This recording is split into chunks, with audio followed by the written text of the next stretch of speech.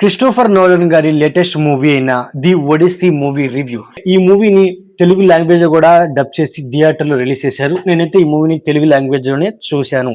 So first of all ఈ movie గురించి simple గా చెప్పాల్సి వస్తే, సో అంటే మన క్రిస్టోఫర్ నోలన్ గారు డైరెక్ట్ చేశారు అని, ఇది ఒక ఇంగ్లీష్ మూవీ అని దీనికి ఓవర్ హైప్ ఇచ్చే దానికంటే ఈ మూవీ మొత్తం ఒక ల్యాగ్ లో వెళ్ళిపోతుంది అనమాట. ఖచ్చితంగా ఈ మూవీ చూడాలి అంటే మనకి చాలా చాలా పేషెన్స్ అయితే ఉండాలి.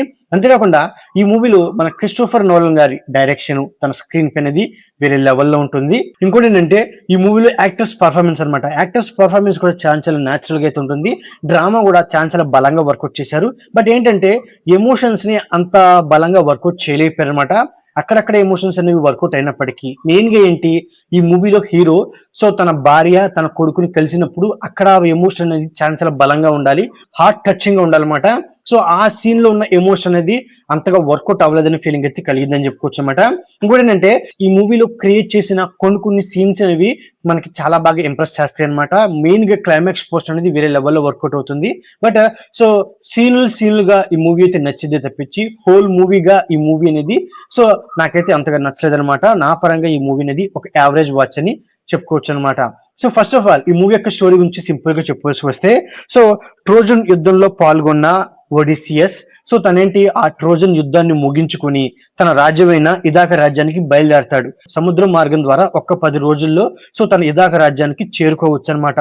బట్ కొన్ని అనుకున్న పరిస్థితుల వల్ల సముద్ర మార్గంలో దారి తప్పిపోయి తను 10 సంవత్సరాల తర్వాత తన ఇరాక్ రాజ్యానికి చేరుకుంటాడు అనమాట. ఈ 10 సంవత్సరాల్లో తను ఫేస్ చేసిన ప్రాబ్లమ్స్ ఏంటి, ఇదే 10 సంవత్సరాల్లో ఇదాక రాజ్యాన్ని ఆక్రమించడానికి కొందరు ప్రయత్నిస్తూ ఉంటారు. అలాంటప్పుడు ఒడిసియస్ భార్య అండ్ అలాగే కొడుకు సో ఇదాక రాజ్యాన్ని ఎలా కాపాడుకున్నారు అనే పాయింట్ల మీదే రిమైనింగ్ స్టోరీ ఉండిద్ది అనమాట.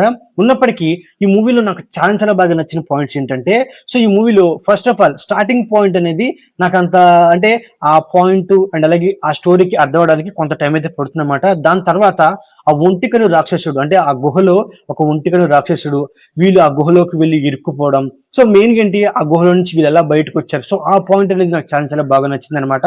మెయిన్ ఏంటంటే ఒక మంత్రగత్తి భోజనాలు పెట్టి మనుషుల్ని పందులుగా మార్చేసిన అనేది నాకు చాలా చాలా బాగా నచ్చిందని చెప్పుకోవచ్చు అనమాట. మూవీకి అదే పెద్ద హైలైట్ అని చెప్పుకోవచ్చు అనమాట. ఇక దాని తర్వాత సముద్రంలో వచ్చే సుడిగుండం అనండి, ఐరన్ షీల్డ్ వేసుకున్న పెద్ద పెద్ద మనుషులతో వచ్చే సీన్స్ అనండి, సో అవన్నీ నాకు సోసగా ఉంటాయని చెప్పుకోవచ్చు అనమాట. బట్ ఈ మూవీలో మెయిన్ ఏంటంటే ఇదాక రాజ్యాన్ని ఆక్రమించడానికి వేరే వాళ్ళు చేసే ప్రయత్నాలు అనేవి అంత ఇంప్రెసివ్ గా ఉండవని చెప్పుకోవచ్చు అనమాట. అలాగే ఇరాక్ రాజ్యాన్ని కాపాడుకోవడానికి కూడా సో మన ఈ ఒడిసియస్ భార్య అండ్ అలాగే తన కొడుకు వాళ్ళు చేసే ప్రయత్నాలు కూడా అంటే అంత ఇంప్రెసివ్ గా అయితే ఉండవు అనమాట. మెయిన్ పాయింట్ ఏంటి, ఒడిసియస్ తన రాజ్యానికి ఎలా చేరుకున్నాడు ఆ పాయింట్ ని చాలా ఇంట్రెస్టింగ్ గా ప్రజెంట్ చేశారు మన డైరెక్టర్ గారు. ఇదాక రాజ్యాన్ని ఆ భార్య అండ్ అలాగే పిల్లలు ఏ విధంగా కాపాడారు అండ్ అలాగే ఇదాక రాజ్యాన్ని ఆక్రమించడానికి మిగతా వాళ్ళు పన్నిన ఆ కుట్రలు ఏంటి, సో ఇలాంటి పాయింట్ ని ఇంకాస్త ఇంట్రెస్టింగ్ గా ప్రజెంట్ చేస్తుంటే బాగుండేది ఫీలింగ్ అయితే కలిగింది అనమాట. మెయిన్ గా ఏంటంటే బట్ క్లైమాక్స్ కి వచ్చేపాటికి మెయిన్ గా ఏంటి, ఇదాక రాజ్యం మీద కన్నేసిన ప్రతి ఒక్కరిని మన ఒడిసియస్ ఒక్కొక్కరిని వేటాడి చంపేస్తుంది అనేది వేరే లెవెల్ ఉంటుంది అని చెప్పుకోవచ్చు అనమాట. క్లైమాక్స్ పోస్ట్ అనేది ఖచ్చితంగా ఒక సాటిస్ఫాక్షన్ లెవెల్ అయితే ఇచ్చిందని చెప్పుకోవచ్చు అనమాట. ఇక ఈ మూవీలో అంటే టెక్నికల్ పరంగా చెప్పుకోవచ్చు వస్తే, అంటే హాలీవుడ్ మూవీస్ వాటి స్టాండర్డ్స్ వేరుగా ఉంటే టెక్నికల్ పరంగా కూడా వేరే లెవెల్లో ఉంటాయి అనమాట. మెయిన్ గా సముద్ర మార్గంలో వచ్చే కొన్ని సీన్స్ కూడా చాలా అంటే చాలా రియాలిటీగా ప్రజెంట్ చేశారని చెప్పుకోవచ్చు అనమాట. ఇంకోటి అంటే ఈ మూవీలో అంటే బ్యాక్గ్రౌండ్ స్కోర్ అయితే ఉందన్నమాట. అంటే థియేటర్ లో చూసినప్పుడు కొన్ని సౌండ్స్ అండ్ అలాగే వీళ్ళు ఇచ్చిన బ్యాక్గ్రౌండ్ స్కోర్ ఉన్నప్పటికీ బట్ ఆ బ్యాక్గ్రౌండ్ స్కోర్ అనేది నాకు అంతకైతే వర్కౌట్ అవ్వలేదని చెప్పుకోవచ్చు అనమాట. సో ఓవరాల్ గా ఇదండి ది ఒడిసియస్ మూవీ రివ్యూ. నా రివ్యూ నచ్చితే ఈ వీడియోకి ఒక చిన్న లైక్, అలాగే మన ఛానల్ ని సబ్స్క్రైబ్ చేసుకోండి. Okay, thank you all.